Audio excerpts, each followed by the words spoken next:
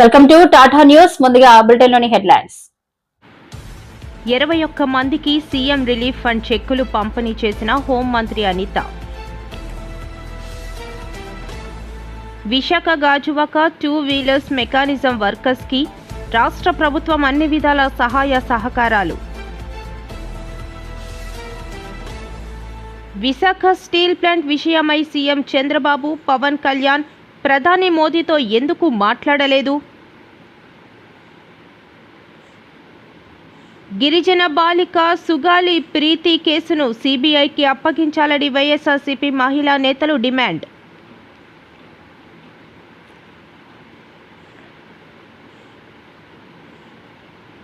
CPS విధానం రద్దు చేయాలని కోరుతూ విజయవాడలో చేపట్టిన ధర్నా.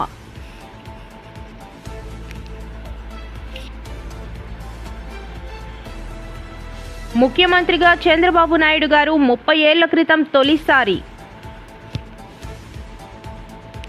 ఎరువుల పంపిణీలో కూటమి ప్రభుత్వం వ్యత్యాసం చూపుతోంది. విజయనగరం జిల్లాకు సంబంధించిన రైల్వే సమస్యలతో చర్చించము ఎంపీ. అనకాపల్లిలో టీడీపీ అనకాపల్లి నియోజకవర్గం ఇన్ఛార్జి పీలా గోవింద సత్యనారాయణ కార్యాలయంలో అనకాపల్లి పట్టణానికి చెందిన 21 మందికి సీఎం రిలీఫ్ ఫండ్ చెక్కులు పంపిణీ చేసిన హోంమంత్రి అనిత. అనకాపల్లి జిల్లా అనకాపల్లిలో టీడీపీ అనకాపల్లి నియోజకవర్గం ఇన్ఛార్జ్ పీలా గోవింద సత్యనారాయణ కార్యాలయంలో అనకాపల్లి పట్టణానికి చెందిన 21 మందికి సీఎం రిలీఫ్ ఫండ్ చెక్కులు పంపిణీ చేసిన హోంమంత్రి అనిత. పార్టీ సభ్యత్వం తీసుకున్న కార్యకర్తలు 2 మరణిస్తే 5 లక్షల చొప్పున ఇద్దరికీ చెక్కులు అందజేసిన మంత్రి. హోంమంత్రి వంగలపూడి అనిత కామెంట్స్. ఉత్తరాంధ్ర ఎలవేల్పు నూకాలమ్మ తల్లి అమ్మవారిని దర్శించుకున్నాను. తెలుగుదేశం పార్టీ అంటేనే గౌరవం. టీడీపీ కార్యకర్తగా చాలా గర్వపడుతున్నాను. తెలుగుదేశం పార్టీలో కార్యకర్తల కుటుంబాలకు భరోసా ఉంటుంది. దేశంలోనే ఏ ప్రాంతీయ పార్టీకి 1 కోటి సభ్యత్వాలు లేవు. దేశంలో 1 కోటి సభ్యత్వాలు ఉన్న ఏకైక పార్టీ టీడీపీ. కార్యకర్తకు కష్టం వస్తే ఆదుకునే పార్టీ టీడీపీ. గత ప్రభుత్వంలో సీఎం రిలీఫ్ ఫండ్ అంటే ఏంటో తెలియదు.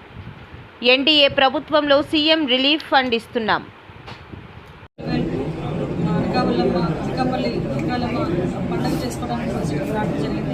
అనకాపల్లి నూకాలమ్మని దర్శించుకొని అనకాపల్లి మా నూకాల తల్లి దీవెనలు అందుకొని ఈరోజు మా సోదరులు పీలా గోవిందనారాయణ గారి ఆఫీస్కి వచ్చిన తర్వాత ఇక్కడ నిజంగానే ఒక శుభపరిణామం కింద భావించారు, నా అదృష్టం కింద భావించాను. ఎందుకంటే తెలుగుదేశం పార్టీలో ఉండటమే మా అదృష్టం. తెలుగుదేశం పార్టీలో ఒక కార్యకర్తగా ఉంటే చాలు, ఒక భరోసా వస్తుంది, ఆ కుటుంబానికి ఒక భరోసా వస్తుంది. అదేవిధంగా ఒక గౌరవంగా మేము సొసైటీలో బతకాలన్న నమ్మకం కూడా తెలుగుదేశం పార్టీ కార్యకర్తలు ప్రతి ఒక్కరికి ఉంది. ఈరోజు నిజంగా గోవింద సత్యనారాయణ గారు, మా తాతబాబు గారు, సురేంద్ర వీళ్ళందరూ ఇక్కడికి వచ్చి చెప్పిన తర్వాత నిజంగా చాలా ఆనందం అనిపించింది. 1 కోటి సభ్యత్వాలు చేసేటప్పుడు చాలామంది సభ్యత్వాలు చేసుకుని ఏం చేస్తారు, సభ్యత్వాలు అలా చేశారని నారా లోకేష్ గారిని ఎత్తిపొడిచిన సందర్భాలు కూడా ఉన్నాయి. మన దేశంలోని ఏ పార్టీకి కూడా, ఏ ప్రాంతీయ పార్టీకి కూడా 1 కోటి సభ్యత్వాలున్న పార్టీ లేదు. ఒక తెలుగుదేశం పార్టీ మాత్రమే. కార్యకర్తని నిజంగా కార్యకర్తగా, ఒక సామాన్య కార్యకర్తగా కాకుండా ఒక కుటుంబ సభ్యుడిగా. Visakha Gajuwaka 2 wheelers mechanism workers కి రాష్ట్ర ప్రభుత్వం అన్ని విధాల సహాయ సహకారాలు అందిస్తుందని గాజువాక ఎమ్మెల్యే టీడీపీ రాష్ట్ర అధ్యక్షుడు పల్లా శ్రీనివాసరావు అన్నారు. 2 వీలర్స్ మెకానిజం వర్కర్స్ కి రాష్ట్ర ప్రభుత్వం అన్ని విధాల సహాయ సహకారాలు అందిస్తుందని గాజువాక ఎమ్మెల్యే టీడీపీ రాష్ట్ర అధ్యక్షుడు పల్లా శ్రీనివాసరావు అన్నారు. ఈ మేరకు స్థానిక టీఎన్ఆర్ ఫంక్షన్ హాల్లో ప్రగతి 2 వీలర్స్ మెకానిజం వెల్ఫేర్ అసోసియేషన్ 12వ వార్షికోత్సవాన్ని ఘనంగా నిర్వహించారు. ఈ కార్యక్రమానికి గాజువాక ఎమ్మెల్యే టీడీపీ రాష్ట్ర అధ్యక్షుడు పల్లా శ్రీనివాసరావు ముఖ్య అతిథిగా విచ్చేసి ముందుగా అక్కడ ఏర్పాటు చేసిన స్టాల్స్ని సందర్శించారు. అనంతరం ఆయన మాట్లాడుతూ 2014లో ఏర్పాటు చేసినటువంటి ప్రగతి 2 wheelers mechanism workers welfare association సంస్థ నేటితో 12 సంవత్సరాలు పూర్తి చేసుకుందన్నారు. వారి సమస్యలపై నాకు పూర్తి అవగాహన ఉందని, త్వరలోనే మీ అసోసియేషన్కి స్థలం కేటాయించి కమిటీ హాల్ కూడా ఏర్పాటు చేస్తాను అన్నారు. అసంఘటిత కార్మికులుగా గుర్తింపు కోసం నా వంతు కృషి చేస్తాను అని అసెంబ్లీలో ఈ అంశం ప్రస్తావిస్తానని అన్నారు. అతి కొద్ది రోజుల్లో సీఎం చంద్రబాబు నాయుడిని కలిసి మీ సమస్యలు వివరిస్తాను అని, అవసరమైతే మీ అసోసియేషన్ సభ్యులని కూడా తీసుకుని వెళ్తానన్నారు. అలాగే మీరు ట్రయల్ రన్కి వెళ్ళేటప్పుడు పోలీస్ వారు పట్టుకుంటున్నారని నా దృష్టికి వచ్చిందని, ఇక మీదట మీకు సమస్య ఉండకుండా గుర్తింపు కార్డు ఇవ్వాలని పోలీస్ డిపార్ట్మెంట్కి ఆదేశాలు ఇస్తానన్నారు. ఈ కార్యక్రమంలో టీడీపీ సమన్వయకర్త Prasadula Srinivas, Palla Ramana, Duvvi Srinu, bullet Srinu, Pragathi 2 wheelers workers అధ్యక్షుడు B Srinivasarao, secretary T Govinda, కోశాధికారి పి కుమార్ మరియు స్టేట్ బాడీ కార్యవర్గం, గాజువాక అసోసియేషన్ సభ్యులు అధిక సంఖ్యలో పాల్గొన్నారు. గాజువాకలో ఉన్నటువంటి టిఎన్ఆర్ ఫంక్షన్ హాల్లో ప్రగతి 2 వీలర్స్ అసోసియేషన్ అని చెప్పేసి మన గాజువాక ప్రాంతంలో ఉన్నటువంటి 2 వీలర్ 3 వీలర్ మెకానిక్స్ అందరూ కలిపి 12వ వార్షికోత్సవం మరి ఇక్కడ చేసుకుంటున్నారు. ఈ సందర్భంగా నేను వాళ్ళ ప్రెసిడెంట్ గారు అయినటువంటి శ్రీని గారికి, అలాగే సెక్రటరీ గారు అయినటువంటి గోవిందరావు గారికి. విశాఖ స్టీల్ ప్లాంట్ విషయమై సీఎం చంద్రబాబు, పవన్ కళ్యాణ్ ప్రధాని మోదీతో ఎందుకు మాట్లాడలేదని ఎమ్మెల్సీ బొత్స సత్యనారాయణ ప్రశ్నించారు. వైజాగ్ వచ్చి స్టీల్ ప్లాంట్ కోసం పవన్ కళ్యాణ్ ఎందుకు మాట్లాడలేదన్నారు. విశాఖ ఉక్కు అందరిది, స్టీల్ ప్లాంట్ ప్రైవేటీకరణ ఆపడమే వైఎస్ఆర్సీపీ ధ్యేయమని చెప్పుకొచ్చారు. పార్టీ కార్యవర్గాన్ని నియమించుకోవడము అనేది అత్యవసరమైన ఆవశ్యకత. ఆ నేపథ్యంలోనే పార్టీ ప్రెసిడెంట్ అయితే నియమించినట్టుగా అనుకుంటున్నాను.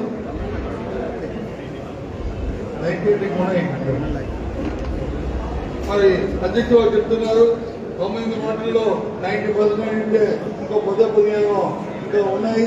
అవి కూడా త్వరితగతిగా కంప్లీట్ చేయవలసిన ఆవశ్యకత ఉంది. అది చేసిన మళ్ళీ వెంటనే వాటి కమిటీని కూడా మనం నియమించాలనే విషయాన్ని మనం చేస్తాము.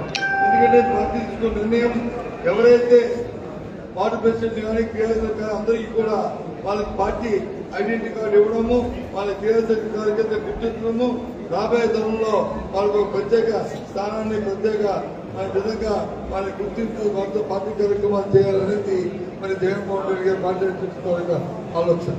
అందుకని దయచేసి ఎవరు కూడా అసెంబ్లీ చేయకుండా ఇక్కడ ఉన్న పెద్దలందరూ కూడా మరి కార్యక్రమాన్ని ఎవరైతే ఇన్ఛార్జ్ ఉన్నారో అందరూ ఇక్కడే ఉన్నారు, నియోజకవర్గాలందరూ ఆ మిగతా వాటి ఏమున్నాయో వాటిని పూర్తి చేయాలని, అలాగే మండల కమిటీ కూడా పూర్తి చేయాలని మనస్ఫూర్తిగా మనందరినీ కూడా మరి ముందుగా నేను కోరుకుంటున్నాను. కమిటీ కూడా ఇకపోతే విశాఖ ఉక్కు అనేది మన ప్రాంతానికి గిరిజన బాలిక సుగాలి ప్రీతి కేసును సిబిఐకి అప్పగించాలని వైఎస్ఆర్సీపీ మహిళా నేతలు డిమాండ్ చేశారు. సోమవారం కర్నూలులో సుగాలి ప్రీతి తల్లి పార్వతీబాయిని వైఎస్ఆర్సీపీ మహిళా విభాగం నాయకురాలు పరామర్శించారు. సందర్భంగా వరద కళ్యాణి మాట్లాడుతూ, నెలలు కావస్తూ ఉంది. ఈ రోజు తీసుకుంటే ఒక మహిళా వ్యతిరేక పాలన సాగుతూ ఉంది, ఒక ప్రజా కంటకమైన పాలన సాగుతూ ఉంది. ఈ మహిళా వ్యతిరేక పాలనకు వ్యతిరేకంగా మహిళలందరినీ కలుపుకొని ఏ విధంగా ప్రభుత్వం మీద ఒత్తిడి తీసుకొచ్చి మహిళల రక్షణ కోసం ప్రభుత్వం పెద్దపీట వేసేట్టుగా చేయడం కోసం, అలాగే ఇచ్చిన హామీలన్నీ కూడా అమలు చేసేట్టుగా చేయడం కోసం ఒక కార్యాచరణ రూపొందించుకుంటూ ఈరోజు జోన్ 5కి చెందిన ఈ కడప జిల్లాకి రావడం జరిగింది. తీసుకుంటే గతంలో జగన్మోహన్ రెడ్డి గారు 5 సంవత్సరాలు ముఖ్యమంత్రిగా ఉండే కాలంలో మహిళా రక్షణ కోసం, మహిళా సాధికారత కోసం పెద్దపీట వేసిన పరిస్థితి మనందరము చూసాం. ఒక మహిళా పక్షపాత ముఖ్యమంత్రిగా జగనన్న 5 ఏళ్లు పరిపాలించారు. ఇచ్చిన ప్రతి పథకంలో కూడా మహిళలే ఎక్కువగా లబ్ధిదారులుగా ఉండేట్టుగా మనం చూసాం. ఒక ఇల్లు ఇస్తే అది మహిళలకి ఇచ్చేవారు, ఒక పథకం ఇస్తే అది మహిళల పేరుతో ఇచ్చేవారు. అలాగే ఒక పదవుల్లో కూడా మెజారిటీ పదవులు మహిళలకే ఇచ్చిన పరిస్థితి మనం చూసాం. అసెంబ్లీలో ఏకంగా తీర్మానం చేశారు 50% మహిళలకి రాజకీయ పదవుల్లో, అలాగే వర్క్స్లో కూడా మహిళలకే రిజర్వేషన్ ఉండేట్టుగా అసెంబ్లీలో తీర్మానం చేయడం జరిగింది. గతంలో ఏ ముఖ్యమంత్రి కూడా ఇంతగా మహిళా పక్షపాత ముఖ్యమంత్రిగా ఉండే పరిస్థితి లేదు. అది ఒక్క జగన్మోహన్ రెడ్డి గారే చేశారు. ఈరోజు సిపిఎస్ విధానం రద్దు చేయాలని కోరుతూ విజయవాడలో చేపట్టిన ధర్నా కార్యక్రమంలో మద్దతు తెలుపుతున్న PDF MLC Burra Gopimurthy PDF MLC ఈ రోజున ఏపీ సిపిఎస్ఈ ఆధ్వర్యంలో 2004 తర్వాత నియామకం పొందినటువంటి వారికి ఓపీఎస్ అమలు కావాలని చెప్పి జరుగుతున్నటువంటి ఈ పోరాటానికి ప్రోగ్రెసివ్ డెమోక్రటిక్ ఫ్రంట్ తరఫున సంపూర్ణమైనటువంటి మద్దతు తెలియజేస్తా ఉన్నాం. ఏదైతే 2004 తర్వాత నియామకం పొందినటువంటి ఉద్యోగ ఉపాధ్యాయులు వారి పదవి విరమణ తర్వాత వారి జీవన భద్రతగా ఉన్నటువంటి పెన్షన్ ఈ దేశంలో ఉన్నటువంటి రాజకీయ పార్టీలు కార్పొరేట్లకు అనుకూలమైనటువంటి విధానాలు ఉన్నటువంటి సిపిఎస్ విధానాన్ని తీసుకురావటం జరిగింది. అప్పటి నుంచి కూడా ఈ దేశ వ్యాప్తంగా ఉద్యోగ ఉపాధ్యాయ సంఘాలు కానీ సిపిఎస్ సంఘాలు కానీ పెద్ద ఎత్తున పోరాటం చేస్తా ఉన్నారు. తదనుగుణంగా కొన్ని రాష్ట్రాల్లో కూడా సిపిఎస్ ని రద్దు చేసి ఓల్డ్ పెన్షన్స్ కూడా తీసుకురావడం జరిగింది. గత ప్రభుత్వ కాలం అయితే వారం రోజుల్లో సిపిఎస్ రద్దు చేసి ఓపీఎస్ తీసుకొస్తానని చెప్పినటువంటి ప్రభుత్వం సిపిఎస్ రద్దు చేయకుండా నా ప్రభుత్వం వెళ్ళిపోయింది.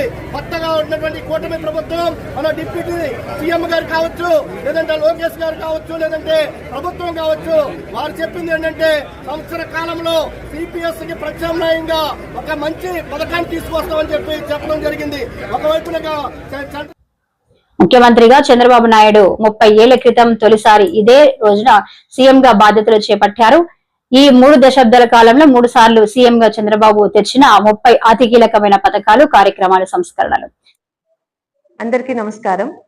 మన అభిమాన నాయకుడు, ఆంధ్ర రాష్ట్ర ప్రగతికి పునాది వేసిన వ్యక్తి నారా చంద్రబాబు నాయుడు గారు ముఖ్యమంత్రిగా 30 ఏళ్ల క్రితం తొలిసారిగా ఇదే రోజున బాధ్యతలు చేపట్టిన సందర్భంగా ఆయన గురించి, ఆయన ఈ 3 దశాబ్దాల కాలంలో ఆయన ఆలోచనల్లో రూపుదిద్దుకొని ప్రజల కోసమే వచ్చిన కార్యక్రమాల గురించి చెప్పాల్సిన బాధ్యత మా అందరికీ ఉంది.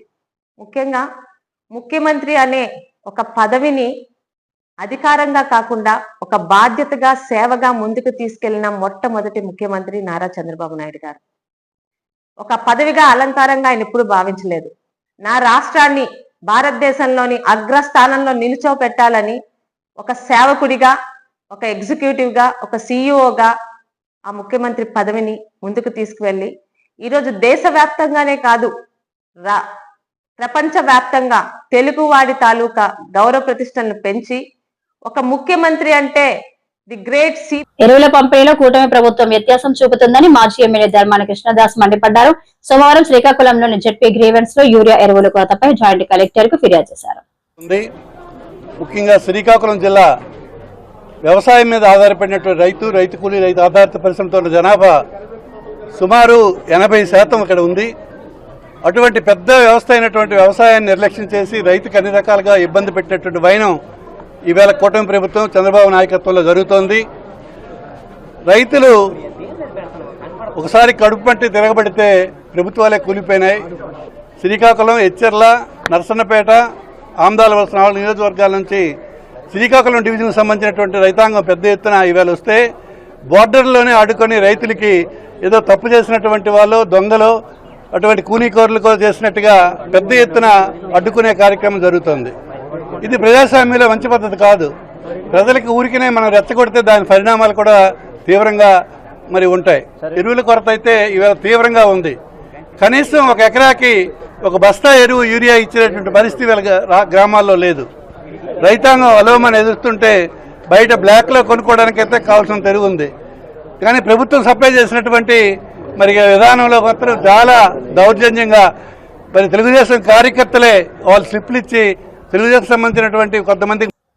విజయనగరంలోని అశోక్ బంగ్లాలో నిర్వహించిన మీడియా సమావేశంలో ఎంపీ కలిశెట్టి అప్పలనాయుడు పాల్గొన్నారు. ఎంపీ మాట్లాడుతూ ఒడిశా, భువనేశ్వర్, చంద్రశేఖర్పూర్ జరిగిన ఈస్ట్ కోస్ట్ రైల్వే సమావేశంలో పాల్గొని విజయనగరం జిల్లాకు సంబంధించిన రైల్వే సమస్యలతో చర్చించామన్నారు.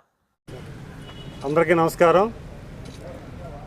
మన భువనేశ్వర్లో రైల్వే సమస్యల మీద రైల్వే జిఎంతో అధికారులతో ఒక సమీక్ష సమావేశం జరగడం జరిగింది.